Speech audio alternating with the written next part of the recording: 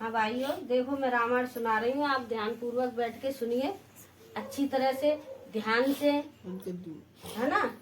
चलो तो मैं सुना रही हूँ।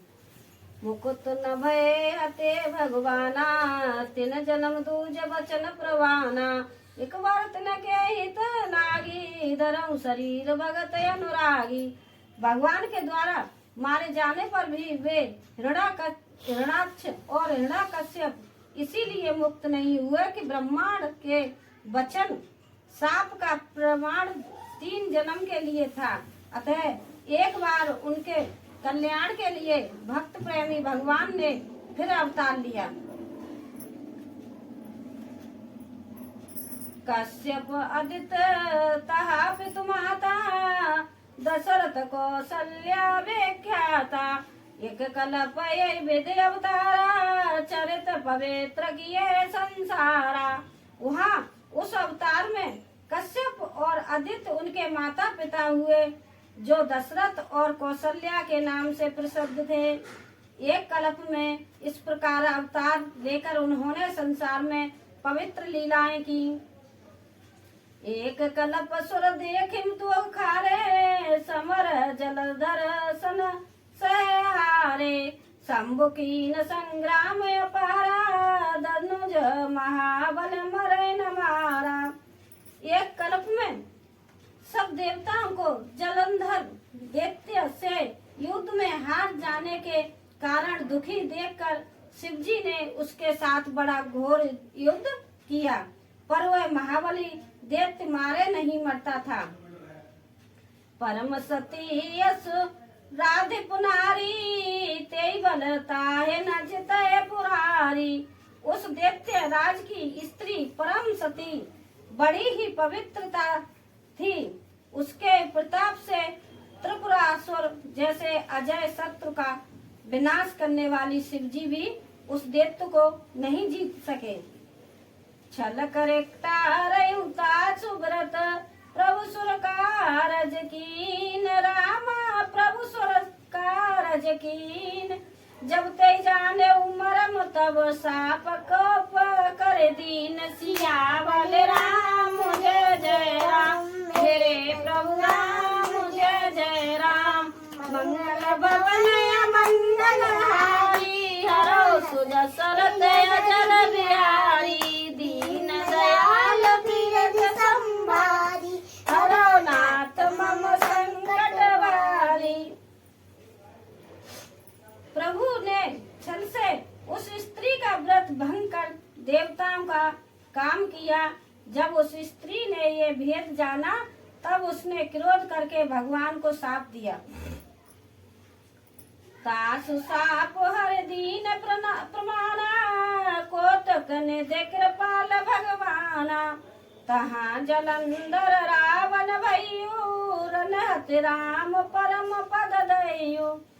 लीलाओं के भंडार कृपालु हरि ने उस स्त्री के साप को प्रमाण दिया, स्वीकार किया। उसी जलंधर उस कल्प में रावण हुआ, जिसे रामचंद्र जी ने युद्ध में मारकर परम पद दिया। एक जन्म कर कारण यहाँ, जय लगे राम धरी नर देहा। प्रति अवतार कथा प्रभु की, सुन मुने बरनी कबही घनेरी। एक जन्म का कारण ये था जिससे रामचंद्र जी ने मनुष्य देह धारण किया। हे भारद्वाज मुनि, सुनो, प्रभु के प्रत्येक अवतार की कथा का कवियों ने नाना प्रकार से वर्णन किया है। नारद साप दीन एक बारा, कल्प एक तेई लगे अवतारा। गिरजा चकित वही सुनवानी, नारद विष्णु भगत पुन ज्ञानी।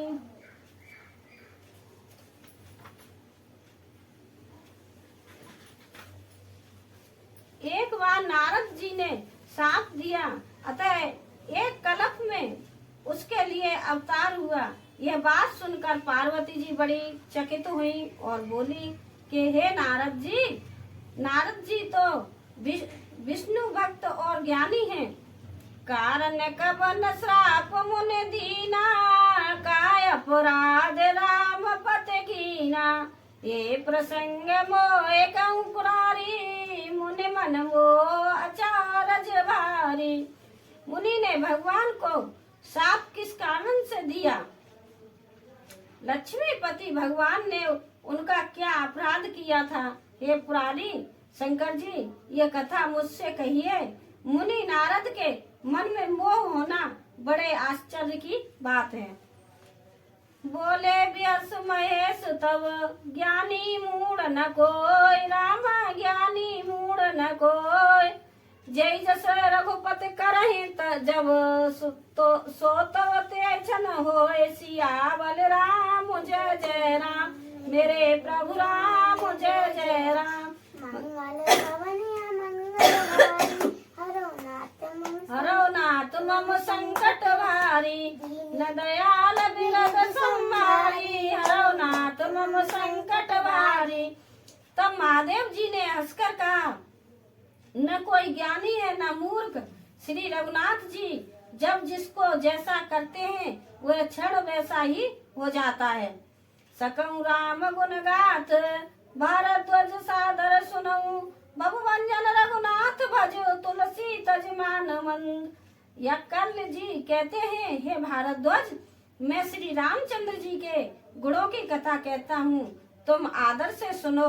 तुलसीदास जी कहते हैं, मान और मद को छोड़कर आवागमन का नाश करने वाले रघुनाथ जी को भजो। हिमे घर गुहा एक यति पावने, बस समीप सुर सरि सुरहाने। आश्रम परम पुनीत सुहावा, देख देवर से मन अति भावा। हिमालय पर्वत में एक बड़ी पवित्र गुफा थी, उसके समीप ही सुंदर गंगा जी बहती थी। वह परम पवित्र सुंदर आश्रम देखने पर नारद जी के मन को बहुत ही सुहावना लगा। निरकै सेल सरे विपिल विभागा, बहे रमापति पद अनुरागा। सुमित हरे श्राप गति भादी, सहज विमल मन लाग समाधि। पर्वत, नदी और वन के सुंदर विभागों को देखकर नारद जी का लक्ष्मीकांत भगवान के चरणों में प्रेम हो गया। भगवान का स्मरण करते ही उन नारद मुनि के साप की जो साप उन्हें दक्ष प्रजापति ने दिया था वह, और जिसके कारण वे एक स्थान पर नहीं ठहर सकते थे, गत रुक गई और मन के स्वाभाविक ही निर्मल होने से उनकी समाधि लग गई। मुनि गति तेक सुरेश डेराना, कामय बोध कीन सनमाना। सहित सहाय जाहु मम हेतु, चलऊं हरस ही जल चर केतु। नारद मुनि यह तपोमयी स्थिति देखकर देवराज इंद्र डर गया। उसने कामदेव को बुलाकर उसका आदर सत्कार किया और कहा, मेरे हित के लिए तुम अपने सहायकों सहित नारद की समाधि भंग करने को जाओ। यह सुनकर मीन ध्वज कामदेव मन में प्रसन्न होकर चला। सुना शीर मन महुअस त्रासा, चहत देवर से मम पुरवासा। जे कामी लोलप जगमाही, कुटिल का कयक सब डराई। इंद्र के मन में यह डर हुआ कि देव ऋषि नारद मेरी पुरी अमरावती का निवास राज्य चाहते हैं। जगत में जो कामी और लोभी होते हैं वे कुटिल कोए की तरह सबसे डरते हैं। सूक हाडले भाग सट, स्वान निरखे मृगराज। रामा स्वान निरखे मृगराज।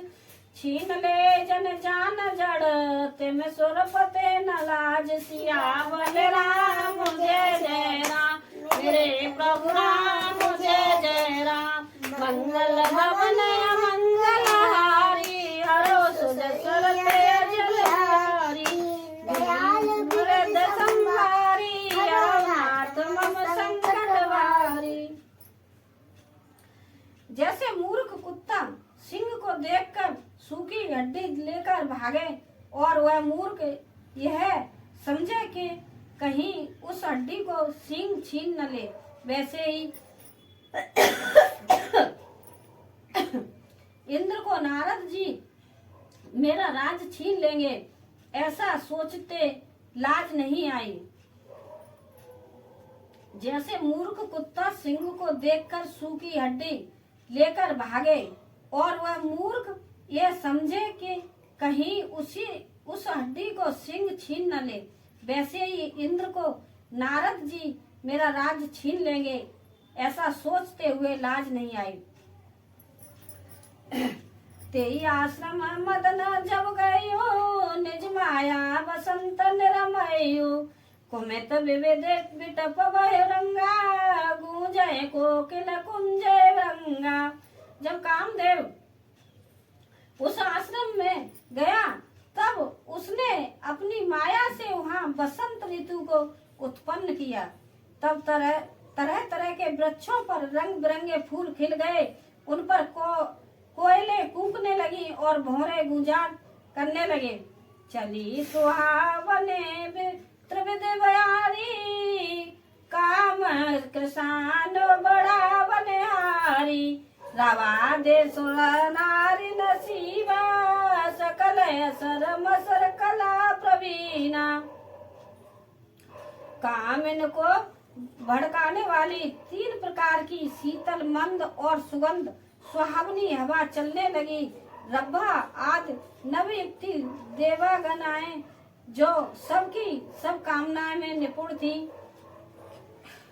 करेगा न तान तरंगा बहुवध की ऋण पाने पतंगा देख सहाय मदन हरसाना कीने से पुण्य प्रचंड विधिनाना।